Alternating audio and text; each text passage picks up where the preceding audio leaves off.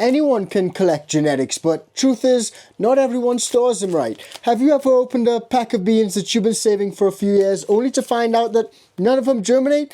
Well, it happens more often than you would think, and the good news is that seeds don't just go bad overnight. In most cases, they're damaged because of how they're stored, not simply how old they are. So today, we're going to look at the science of seed storage, including why seeds lose viability over time, the biggest mistakes that people make, and how to store your seeds properly for both short-term and long-term success. Now, whether you're saving seeds for the next season or building a collection for years down the road, understanding a few simple principles can dramatically improve your chances of successful germination. So let's go ahead and get into the science of this whole thing.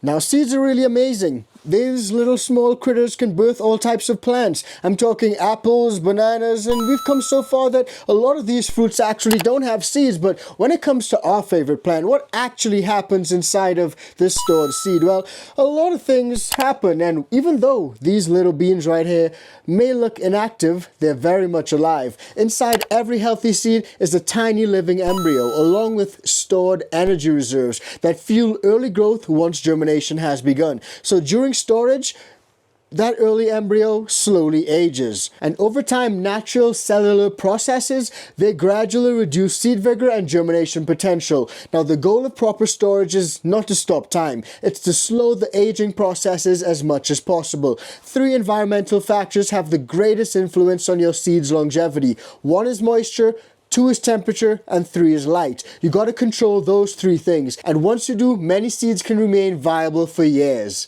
Now, number 1 is moisture. Moisture is the biggest issue that a lot of growers face. It's the number 1 cause of seed damage during storage. Keep this in mind. Seeds are designed to begin growing when moisture becomes available. So if your humidity is too high during storage, then your seeds may begin subtle metabolic activity long before they're planted. Essentially, they may start to germinate before you really want them to, and that extra activity slowly drains their stored energy reserves. Even worse, that excess moisture can encourage mold and fungal growth. So keep your seeds dry. That's one of the most important steps towards preserving viability, especially if you got some fire genetics. Now, number 2 is heat or temperature. And in case it hasn't clicked yet, you should grab one of these. This monitors your humidity and temperature, but warm temperatures speed up biological aging. Just like many chemical reactions that occur faster with heat, seeds also age more quickly when stored in warmer environments. And that's why seeds that are left in warm rooms, hot garages, vehicles, or even windy windowsills, they often lose viability much sooner than expected.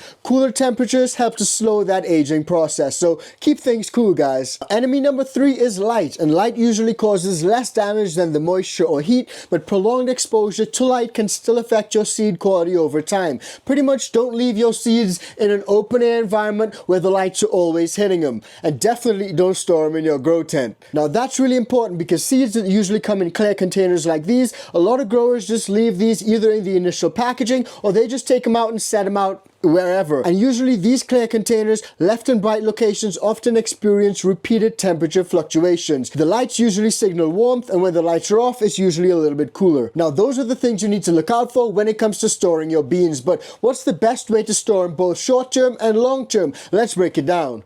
Now, for the most part, if you got some fire genetics like that new ICANN Femline, definitely check that out, and you're going to pop that within the next year or so, then storage is fairly straightforward. For the most part, you can use a container that protects against moisture and sudden environmental changes. Now, for me, I've been using this container for quite some time now, and what I really like about it is that it's actually an airtight container. Containers like this, which are airtight, usually protect against moisture and sudden environmental changes, and a lot of these containers can come in different forms. I've got like a plastic one right here, but other folks use airtight glass jars. You could use small sealed containers, quality storage tubes, or even resealable moisture resistant bags. I've even heard of folks using those Grove bags. But the key is, no matter what you use, keep the container sealed and keep it somewhere that's cool, dry, and dark. A cupboard inside your home often works much better than a garage or shed where the temperatures fluctuate a whole lot. So just put it in a cupboard in your kitchen, or maybe not your kitchen, because fluctuations can occur there if you're cooking. So put it somewhere like your bathroom. Put it in your bathroom. Actually, maybe not your bathroom. It can get really moist.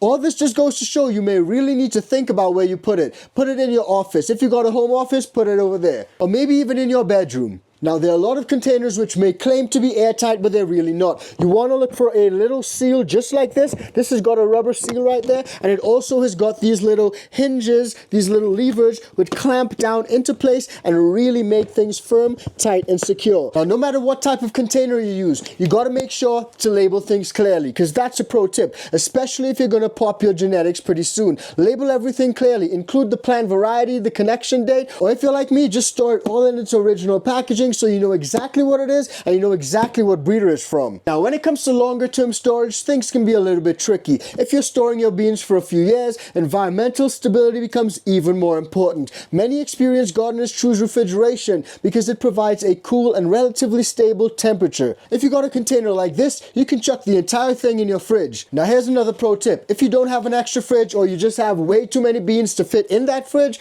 or maybe your wife just won't let you store your beans in the fridge, then you can use one of these. These come in really handy. These are little silica packs. And using an airtight container and partnering that up with some of these small little silica packs, that can help to reduce humidity inside of this container. Now, I know a lot of you guys like to do this quite often. Open your grow tent, see what's going on, close it back again. Open it, close it back, especially when you've just done some germination. Always checking to see how far along your beans are, but don't treat your container like that. You don't want to be opening this constantly. Avoid repeatedly opening the container. Every time warm air enters and cools again, condensation can potentially develop, and some gardeners actually choose to divide their seed collection into smaller containers. A lot of them may not actually stuff all of them into one big container like I have here, because that way, if you're popping beans quite often, then only some of them will get exposed to that warm air. But for me, I don't pop a whole lot of beans out of this container right here. Now, a lot of growers put their beans in the fridge for long-term storage, and heck, that's something I do quite often, but a lot of folks actually ask, should you freeze your seeds? Should you put them in the freezer? And freezing is one of the most debated topics in seed storage. Some seed banks have successfully preserved seeds at very low temperatures for very long periods. However, freezing also requires proper preparation.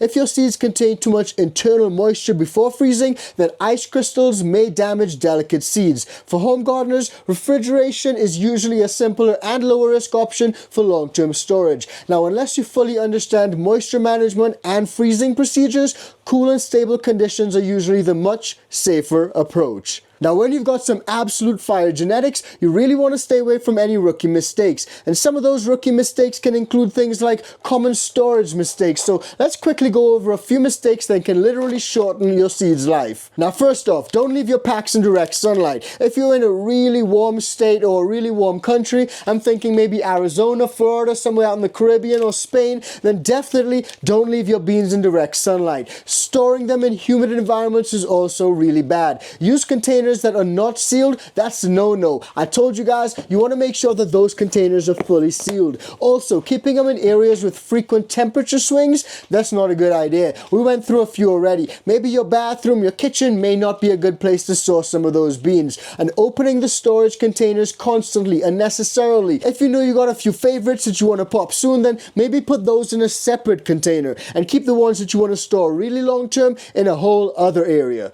And oftentimes, when it comes to older beans, older genetics, older packs, they may just be a little bit more difficult to germinate. So be patient, and you can always use something like the Qualtrics Germination Booster. This actually works amazing, comes in great for popping some of your beans, and also protects against pathogens and funguses. Any of those viruses, like the damping off virus, that could wipe out your whole crop, this stuff actually really works. So perform a little bit of a germination test. Pop the beans if they're around and try them. See if they'll pop, see if they'll germinate. Sometimes they will, sometimes they won't, and if they don't, then something like this may be the solution. Now, all that said, proper seed storage is not complicated, but you got to remember the 3 keys. Keep those seeds dry, keep them cool, and keep them in a stable environment. By reducing exposure to moisture, heat, and unnecessary environmental changes, you can dramatically extend the life of your seed collection and improve your chances of successful germination when you're ready to grow. Now, if you enjoyed this episode of Plant Science Explained, make sure to subscribe for more science-based growing tips, indoor garden strategies, and practical advice